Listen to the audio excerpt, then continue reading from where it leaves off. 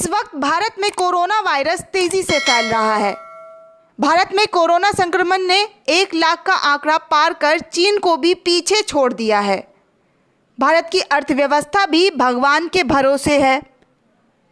ऐसे में देश की गोदी मीडिया अपने अलग ही रंगों में नजर आ रही है।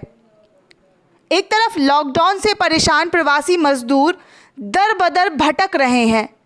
काम ना मिलने के कारण, भूखे प्यासे होने के कारण मजदूर सड़कों पर पैदल मीलों चलकर अपने घरों को वापस जा रहे हैं। लेकिन जो इस देश की मीडिया का काम था, सरकार से जवाब तलब करना, मजलूमों की आवाज़ बनकर सरकार से सवाल पूछना, लेकिन ये गोदी मीडिया ऐसा कुछ भी नहीं कर रही है। आपको जानकर हैरानी होगी, जहां एक तरफ पूरे देश में कोरोना के डर से लोग घरों में कैद हैं, मजदूर सड़कों पर पैदल भूखे प्यासे एक्सीडेंट होकर मारे जा रहे हैं, लेकिन हमारे देश की गोदी मीडिया अपने कपड़ों की मैचिंग मास्क लगाकर फ़ोटो शूट करवा रही है। जी हाँ, ABP news anchor Rubika Liaquat इन दिनों रंग बिरंगे मास्क लगाकर टीवी पर दिखाई दे रही है।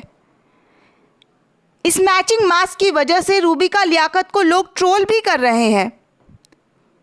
रूबिका को ट्रोल करने वाले लोग उनकी कुछ तस्वीरें वायरल कर रहे हैं, जिनमें वो कपड़ों के मैचिंग मास्क पहने दिखाई दे रही है। रूबिका लियाकत की इन तस्वीरों पर लोग लिख रहे हैं, इन्होंने तो महामारी को फैशन बना दिया है। एक यूज़र्स ने तो ये तक लिख दिया कि लगता है रूबिका लियाकत ने पीएम मोदी की बात का कुछ और ही मतलब निकाल लिया है। भारत ने कोरोना से उपजी आपदा को अवसर में तब्दील किया है। ऐसे में तमाम तरह के लोग ट्विटर के माध्यम से रूबिका लियाकत को जमकर भला बुरा कह रहे हैं। हम आपको ये भी बता दें कि आज पूरे देश में कोरोना की वजह से मज़दूरों की बद से बदतर हालत हो रही है। लाखों मज़दूर तपती गर्मी की बिना परवाह किए सड़कों पर कूच कर रहे हैं, लेकिन इस देश की सरकार मुखदर्शक बनकर सारा तमाशा आंखें मूंद कर देख रही है। सरकार की नाकामियां लोगों तक साफ पहुंच चुकी है। वहीं हम आपको फेसबुक के कुछ पोस्ट भी पढ़कर बता दें देश के खास और अहम खबरों के बारे में। मोहम्मद नजमुज्जमा ने लिखा है, जी न्यूज़ के इतने ज़्यादा कर्मचारी कोरोना से पीड़ित हैं। हम सबको इस बात का दुख है, वो इसलिए कि वो पीड़ित लोग किसी परिवार के जिम्मेदार हैं। हमें इस परिवार का दर्द समझ आ रहा है। जी न्यूज़ अपने आप में एक परिवार नहीं है, क्योंकि वहाँ नफ़रत परोसने का काम किया जाता है, जिसके कुछ विशेषज्ञ हैं। जी न्यूज़ ने कोरोना वायरस के लिए जिस तरह इस्लामोफोबिया फैलाने में आगे रहा है, उसे देखते ही जी न्यूज़ से हद दर्जा नफ़रत है। सवाल ये भी है कि यहाँ काम करने वाले, यहाँ डिबेट में आने वाले भी तो उतने ही जिम्मेदार हैं। जी हाँ, बिल्कुल है जिम्मेदार। कुछ तो नौकरी की आखिरी उम्मीद में यहाँ होंगे, तो कुछ का ज़मीर मर चुका होगा, तो कुछ खुद भी इसी नफ़रत में पले बड़े होंगे। मगर जो डिबेट में जाते हैं वो तो टुकड़ा पाते हैं। हर डिबेट का उनके लिए तमाम दुआएं की जा सकती है। आगे दिलीप खान ने लिखा है, ट्रंप ने WHO को जो चिट्ठी लिखी है वो बहुत मज़ेदार है। चिट्ठी के दूसरे पैरा में ही ट्रंप ने WHO पर यह इल्ज़ाम लगाया है कि दिसंबर 2019 के शुरुआती दिनों में WHO ने वुहान में फैल रहे वायरस की विश्वसनीय रिपोर्ट को नज़रअंदाज किया। ट्रंप ने यह भी लिखा कि इनमें लेसेंट जर्नल का रिपोर्ट भी शामिल है। मैं तभी से सोच रहा था कि लेसेंट में ऐसी कौन सी रिपोर्ट दिसंबर शुरुआती दिनों में छप गई थी, जिस पर सिर्फ ट्रंप की नज़र गई। पढ़कर खुद को कोसा भी कि हम लोग कोरोना को फॉलो कर रहे हैं और इतनी बड़ी स्टोरी मिस हो गई। आज लेसेंट के एडिटर रिचर्ड हॉर्टन का बयान आया है। उन्होंने कहा है कि लेसेंट में ऐसी कोई रिपोर्ट नहीं छपी है।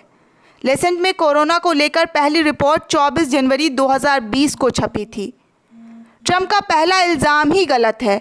झूठ बोलने की ऐसी आदत डाल रखी है इस आदमी ने कि खुलेआम बोलता रहता है। 4 पन्नों की इस चिट्ठी में बाहुबली विधायक की भाषा बाहर झांक रही है। आगे अशोक कुमार पांडे ने भी लिखा है, वे जी न्यूज़ नहीं है, कर्मचारी है मामूली, वो दफ्तर जाते रहे क्योंकि ना जाने पर नौकरी जाने का खतरा था। व्यवस्था नहीं है, उसका शिकार है, पेट की मजबूरी है। कभी भी न्यूज़ ले जाती है, कभी एनडीटीवी।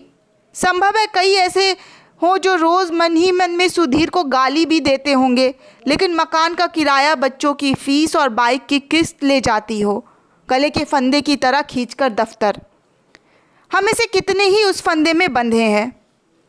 उनकी मौत की कल्पना अमानवीयता है। ऐसे संस्थान के रूप में मैं ऐसे तमाम टीवी चैनल्स को डूबते देखना चाहता हूँ, लेकिन उनमें काम करने वाले उन कर्मचारियों को लेकर कोई नफ़रत पालना सही नहीं है, जो नीति निर्धारक नहीं है, बस नट बोल्ट है।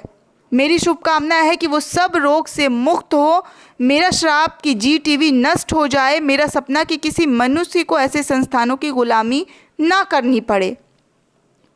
आगे कविश अजीम लेन ने लिखा है, ना ये शादी का घर सिंहासन नहीं है, गृहस्थी चलाने की सवारी है। पोटलियों में बंधी गृहस्थी, ऊपर गठरी, नीचे गठरी, दाएं बाएं सब जगह गठरी, और गठरियों के बीच में एडजस्ट हुआ इंसान। इन सब के बीच शान से अगर कोई आया तो वो है सुमित का ई रिक्शा। कल तक सवारी ढोटा था, ये ई रिक्शा आज सवारी और सवार होकर आया है। ये सुमित का ई रिक्शा है, जयपुर से लखनऊ आया है।